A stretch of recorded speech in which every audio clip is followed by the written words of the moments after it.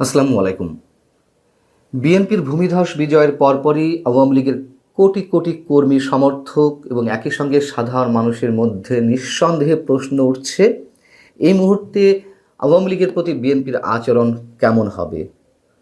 আওয়ামী লীগের নেতাকর্মীরা কি সহসাই রাজনীতিতে ফিরতে পারবেন? খুব স্বাভাবিক প্রশ্ন। অন্যদিকে এনসিপি নেতারা কি বলছেন, এই প্রশ্নগুলোকে কেন্দ্র করেই তারা হুঙ্কার হুঁশিয়ারি দেওয়া শুরু করে দিয়েছেন। বিএনপি রাজনীতি তারা নিশ্চিহ্ন করে দেবেন, এমনটাই বলা হচ্ছে। সে বিষয়ে পরে আসছি। আমরা আওয়ামী লীগের প্রতি বা শেখ হাসিনার প্রতি বিএনপির মনোভাব বোঝার চেষ্টা করতে পারি এই মুহূর্তে বিএনপির যিনি অন্যতম শীর্ষ নেতা এবং খুবই গুরুত্বপূর্ণ একজন নেতা, স্থায়ী কমিটির সদস্য সালাউদ্দিন আহমেদের বক্তব্য থেকে। তিনি বলেছেন, শেখ হাসিনাকে বিচারের মুখোমুখি করতে ভারতের কাছে আনুষ্ঠানিকভাবে বিএনপি প্রত্যর্পণের অনুরোধ জানাবে। বিএনপি মানে বিএনপি সরকার। শুক্রবার গুলশানের রাজনৈতিক কার্যালয়ে সাংবাদিকদের প্রশ্ন জবাবে তিনি বলছেন, আমরা আইন অনুযায়ী তার প্রত্যর্পণের মানে শেখ হাসিনার প্রত্যর্পণের দাবি জানাবো। এটি বাংলাদেশের পররাষ্ট্র মন্ত্রণালয় ও ভারতের পররাষ্ট্র মন্ত্রণালয়ের বিষয়।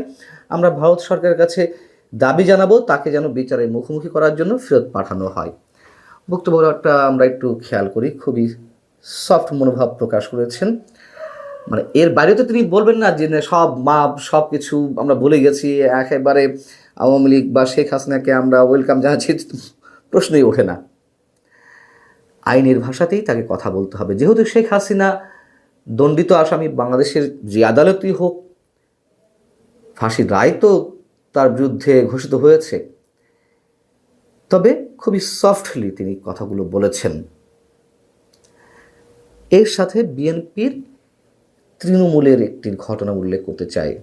আমি বলছি না এই ঘটনার মধ্য দিয়েই একেবারে সব কিছুই মানে বিএনপি কেন্দ্রীয় পর্যায় থেকেও রাতারাতি এ ধরনের সিদ্ধান্ত নিয়ে নেবে। বিষয়টি হচ্ছে যে পঞ্চগড়ে আওয়ামী লীগের একটি স্থানীয় কার্যালয়, যেটি দীর্ঘদিন ধরে তালাবদ্ধ ছিল, জামাতে ইসলামী বন্ধ রেখেছিল, সেই অফিসটি খুলে দেওয়া হয়েছে। পঞ্চগড়ের চাকলাহাট ইউনিয়ন আওয়ামী লীগের অফিসের তালা খুলে দিয়েছেন স্থানীয় বিএনপি নেতা, বিএনপির উপজেলা সভাপতি আবু দাউদ খান।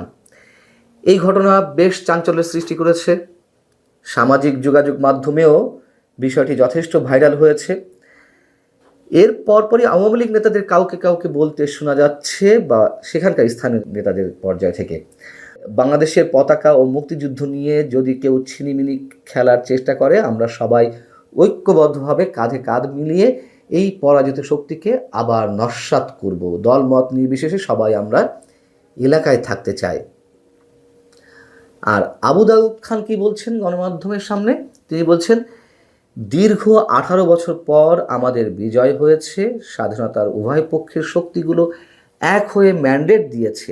খেয়াল করুন, স্বাধীনতার পক্ষের শক্তিগুলো এক হয়ে ম্যান্ডেট দিয়েছে, যার কারণে আমরা রেকর্ড পরিমাণ ভোট পেয়েছি সারা বাংলাদেশে। আমি উভয় দলের নেতাকর্মীদের বলবো, প্রত্যেক দলে কম বেশি দুষ্ট প্রকৃতির লোক আছে, তাদেরকে দল থেকে বহিষ্কারের নিষেধ আছে আমাদের। কোনো অবস্থাতেই আমাদের এলাকার শান্তি শৃঙ্খলা যেন কেউ ভঙ্গ করতে না পারে। আওয়ামী লীগের ভোটাররা তো বিএনপিকে ভোট দিয়েছিল, যেমন সত্য, আবার জামাতের ভোট ব্যাংকেও আওয়ামী লীগের কিছু ভোট গেছে, যারা এই 18 মাস বিএনপির তৃণমূলী নেতাকর্মীদের দ্বারা নির্যাতিত হয়েছে, সবই সত্য। তবে আওয়ামী লীগের একটি অংশের ভোট জামাতকে রোখার জন্য ধানের শীষে সিল মারা হয়েছে তাদের পক্ষ থেকে, চরম সত্য কথা। সেই জায়গা থেকে এই বক্তব্যগুলো তার মুখ থেকে বেরিয়ে আসছে।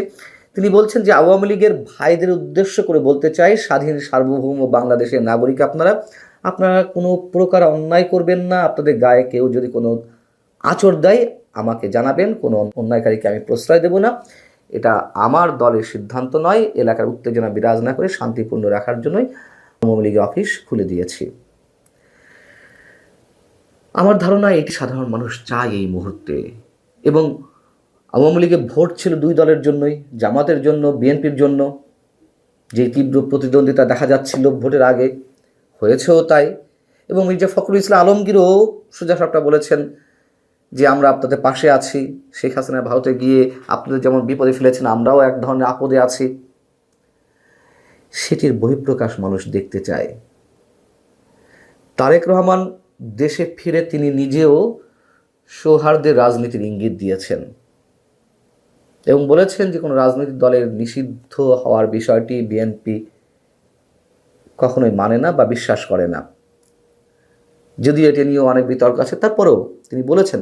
এবং শেখ হাসিনাও দিল্লিতে একটি সংবাদ সম্মেলনে তার যে অডিও বার্তা প্রকাশ হলো সেখানে তিনি এই মন্তব্য তো করেছেন যে সেখানে না হলেও দ্য ওয়াল সম্ভবত একটি গণমাধ্যমকে দেওয়া সাক্ষাৎকারে তিনি বলেছেন যে বিএনপি ক্ষমতায় এসে আওয়ামী লীগের রাজনৈতিক কার্যক্রম যে নিষিদ্ধ রাখা হয়েছে সেটি তুলে নেবে সেই আবেদন করেছেন, সেই আশা প্রকাশ করেছেন।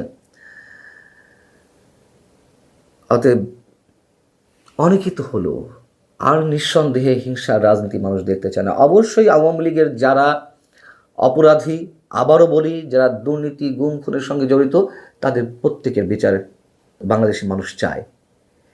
কিন্তু আওয়ামী লীগবিহীন রাজনীতি এই দেশে অথবা বিএনপি বিহীন রাজনীতি নিশ্চয়ই সেটি সম্ভব নয়, মানুষও সেটি প্রত্যাশা করে না। রাজনৈতিক প্রতিদ্বন্দ্বিতা থাকবে কিন্তু প্রতিহিংসা যেন না থাকে, সেই জায়গায় কি আমরা পৌঁছাতে পারি না? এতই দুঃসাধ্য?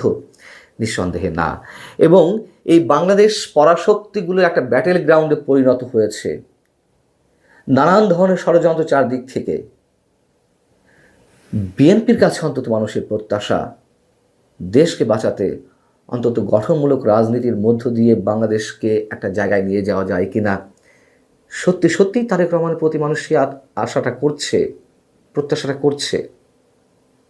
অথচ যেই কথিত বিপ্লবের স্বপ্ন দেখিয়েছিল এই তরুণ নেতারা, যেই স্বপ্নময় বাংলাদেশ বিনির্মাণের কথা তারা বলেছিল, তার বিপরীতে আমরা দেখলাম যে মবতন্ত্র কায়েম হতে পুরো 18টা মাস একটা অস্থিরতার মধ্য দিয়ে যেতে বাংলাদেশের সব কিছুকে এই তরুণদের একাংশের কারণে তো, যাদের চোখে মানুষ স্বপ্ন দেখেছিল, তারা আবার এখন এই মুহূর্তে এসে হুঙ্কার ছাড়ছে, হুঁশিয়ারি ছাড়ছে। এমনিতে তারা দায়মুক্তি আইন বাগিয়ে নিয়েছে ডক্টর ইউনূস সরকারের কাছ থেকে।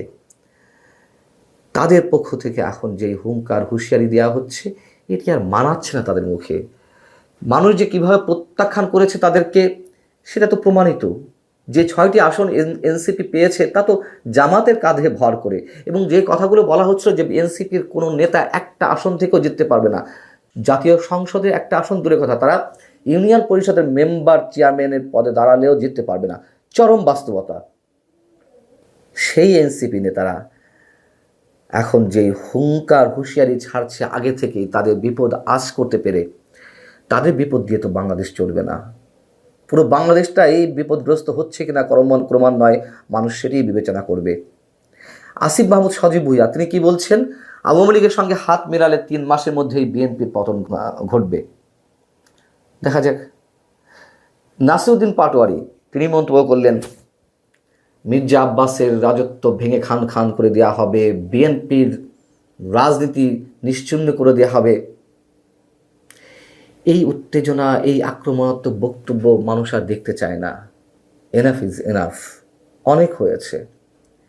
পঞ্চগড়ে বিএনপি নেতা যে দৃষ্টান্ত স্থাপন করলেন, আমার মনে হয় ধীরে ধীরে বিএনপি সেদিকে যাবে, অন্তত মানুষের প্রত্যাশা সেটি।